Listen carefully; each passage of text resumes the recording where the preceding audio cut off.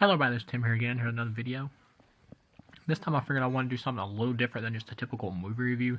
Why not talk about a little bit more inside the system? Let's talk about scripts, particularly for A Nightmare on Elm Street. Now, when it comes to A Nightmare on Elm Street, you got the whole dream philosophy stuff and kind of like, you know, the inner workings of the mind when it comes to the dream stuff. And there's just so many different avenues you can take with stories of that type and those types of directions.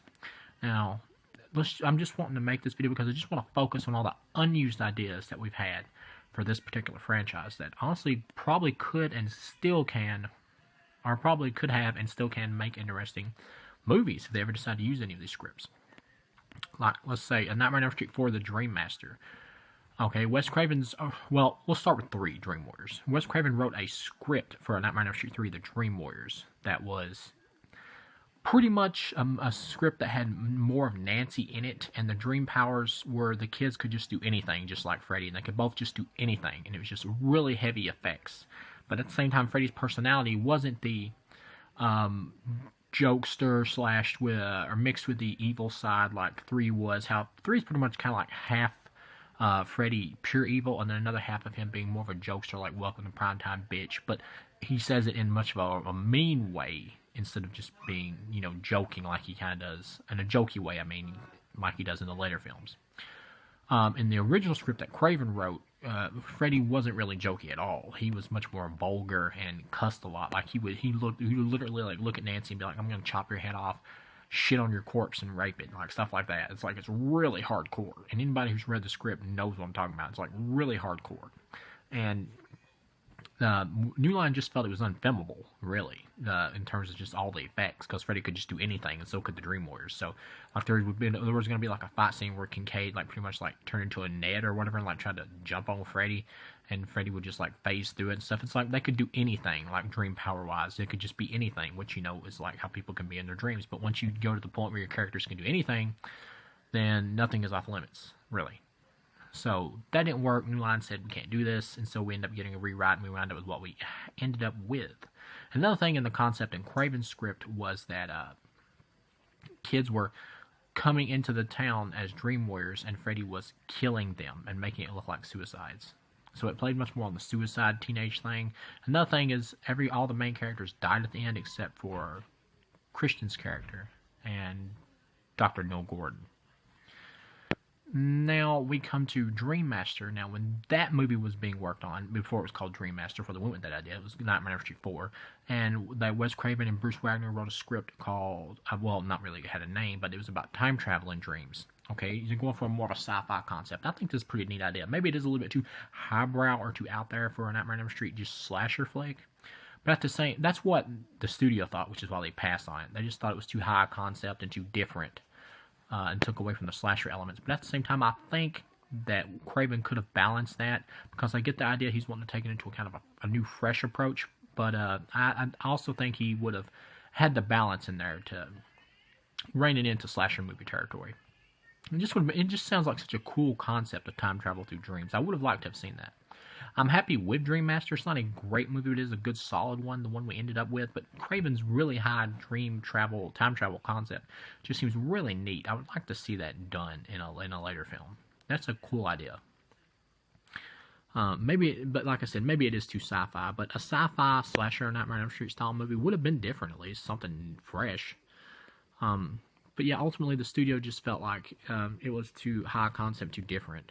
Basically saying the audience were too dumb to be able to follow it, pretty much.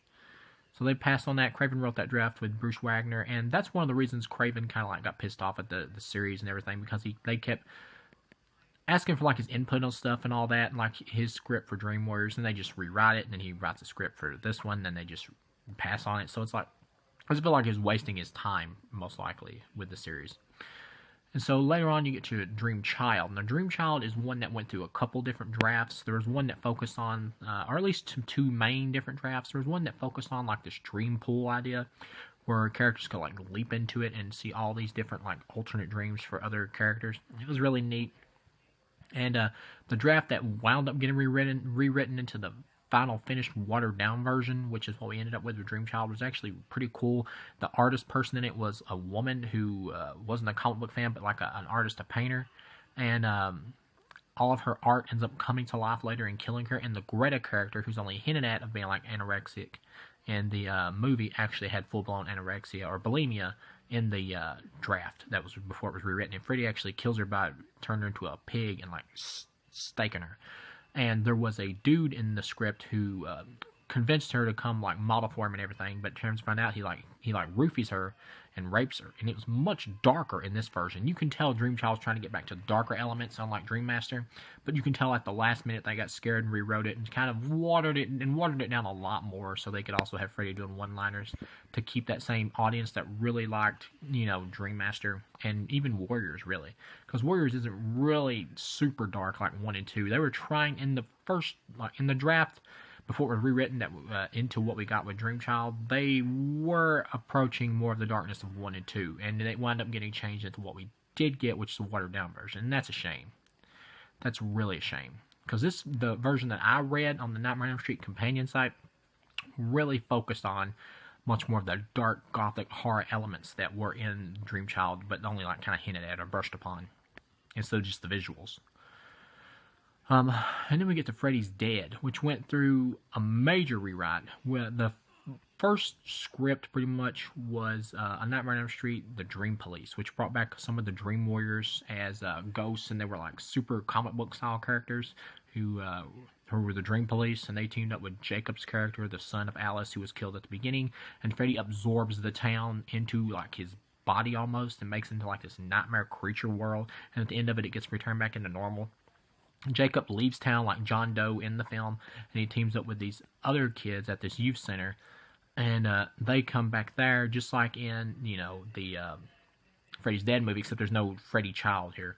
And he comes back there, and one thing leads to another, and by the time you get to the end of it, the Jacob character dies, and that prevents Freddy from being able to come back because he can't bring any new victims. And the main girl defeats Freddy by becoming his worst fear, which is, in the script, his abusive stepfather, which we only got a hint at in the Freddy's Dead movie with the Alice Cooper cameo. And she, like, literally beats him to death and rips the souls out of his body, freeing them. And that's what kills Freddy for good. He dies by being killed by his own worst fear. Poetic. Could have went awry, but I like the idea, and I like the execution of it in the script. This would have been much better to me than just beating the shit out of Freddy and killing him with a pipe bomb. I like this idea much better, and it would have been something new instead of just bringing Freddy once again back out into the real world. At least it would have been something fresh. But all in all, I read that script. It wasn't perfect, but it was all right, and it was a good send-off in terms of Freddy's death for the character. Much better than Freddy's Dead. And it had some really cool images in it, like Jacob was afraid of heights in the script, like John Doe was in the Freddy's Dead movie, and he was going to be like falling through the air, and the Dream kids were going to be like flying around him, and their skin was going to be ripping off, and they were going to be singing the Freddy theme song. Really badass. I'm not sure how that would have worked, though, in the film in terms of filming, but it's a really cool concept visually. Some of the things in the script, though, that are a little off are like the whole idea of the Dream Warriors having like superpowers. It's the same powers they had in Dream Warriors, but it's like amplified. Like the guy who could scream really loud has like supersonic powers now. And they have like these comic book style outfits in the script. Maybe that could have gone awry and been silly, but I think if you honed that idea in and kind of meshed the comic book style the script is going for together with A Nightmare on Elm Street as a slasher and just had fun with it, this could have worked. The script itself I thought was just alright, better than Dreamchild. But not on the level of Master or Warriors, but a good send-off for Freddy, and I would have much rather have seen this movie than what in the hell we ended up with. As a matter of fact, I hope this gets made into an animated film sometime in the future. They should take some of these scripts that weren't used, or could have been used, and make them into animated films, and personally, if they did, I would consider this canon over Freddy's Dead, because it's just such a better send-off for the character. Now, there was also another script written for Freddy's Dead, which was totally different, and it was a concept about where Freddy had become so familiar with people, he became weak. Kind of hitting at the end, going with the idea that Freddy had become so mainstream now that he's not really scary. And he manages to kill like one guy and gets some power back. Because people are fearing him now, and he takes one of the kids' fathers hostage, and the kid has to enter the dream world. And the guy like goes into a coma, and that's how he's able to keep him hostage. Kids are like in the script like going in there and beating the hell out of Freddy all the time until he actually manages to get some of his power back. Now, Robert Shea said this script wasn't very good. Maybe that's true, but I still would be interested in reading this one by Peter Jackson. Then we get to Freddy vs. Jason, which went through lord, anybody who's a Nightmare fan or horror fan knows how many rewrites this sucker went through. There was so many friggin' crazy scripts, from like ones that tried to integrate new Nightmare into it and had Freddy on, like, had Jason like on trial, who was not going to be a real serial killer, who the Friday the 13th films were like based off of. There was like other ones with these cults of Freddy worshippers who wanted to bring Freddy into reality, but with all his powers. And one of the main teenager like takes her boyfriend's heart and puts it into Jason, and he comes back to life. Jason does as a good guy. That's stupid.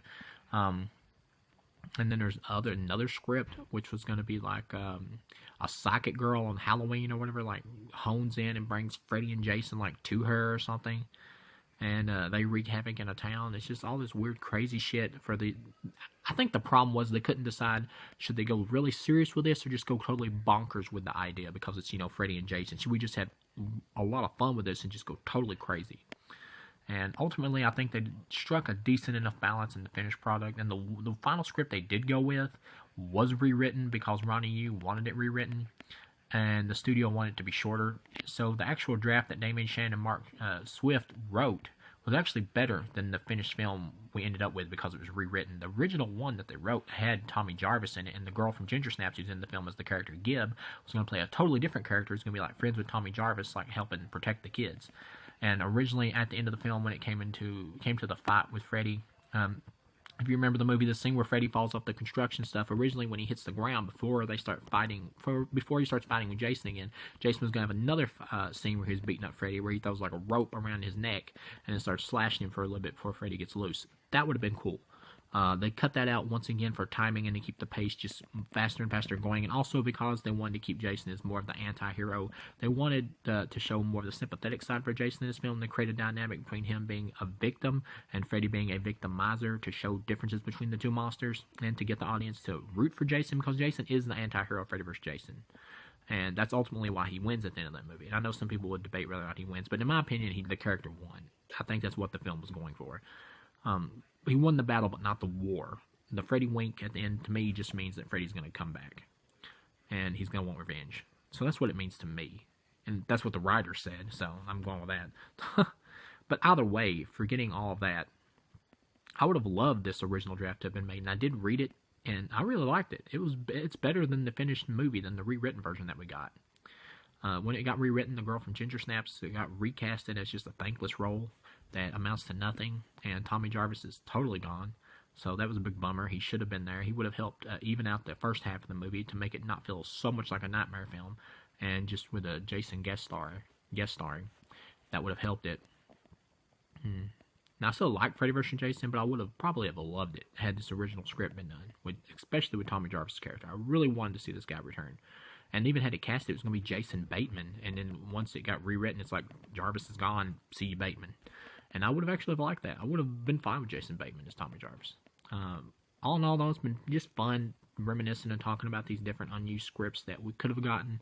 And it would be neat one day if some of these unused Freddy vs. Jason ideas get made into like animated flicks. But yeah, all in all, thank you guys for watching, and see you again in the next video.